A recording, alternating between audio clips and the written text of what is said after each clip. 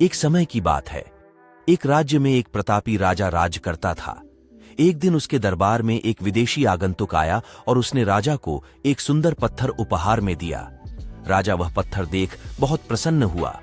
उसने उस पत्थर से भगवान विष्णु की प्रतिमा का निर्माण कर उसे राज्य के मंदिर में स्थापित करने का निर्णय लिया और प्रतिमा निर्माण का कार्य राज्य के उसने उस पत्थर से भगवान विष्णु की प्रतिमा का निर्माण कर उसे राज्य के मंदिर में स्थापित करने का निर्णय लिया और प्रतिमा निर्माण का कार्य राज्य के महामंत्री को सौंप दिया।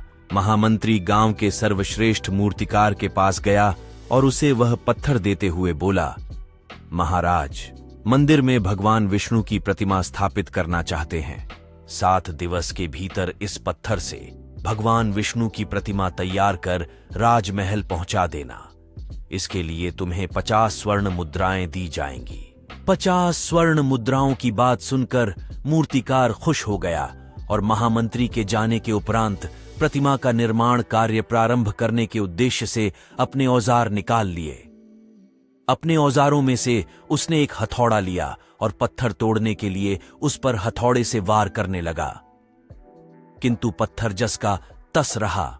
मूर्तिकार ने हथौड़े के कई वार पत्थर पर किए, किंतु पत्थर नहीं टूटा। 50 बार प्रयास करने के उपरांत मूर्तिकार ने अंतिम बार प्रयास करने के उद्देश्य से हथौड़ा उठाया, किंतु यह सोचकर हथौड़े पर प्रहार करने के पूर्व ही उसने हाथ खींच लिया कि जब 50 बार वार करने से पत्थर नहीं टूटा तो अब क्या टूटेगा।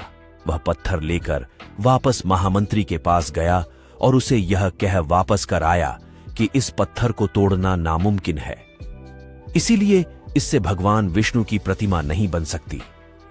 महामंत्री को राजा का आदेश हर स्थिति में पूर्ण करना था, इसलिए उसने भगवान विष्णु की प्रतिमा निर्मित करने का कार्य गांव के एक साधारण से मूर्तिकार को सौंप दिया।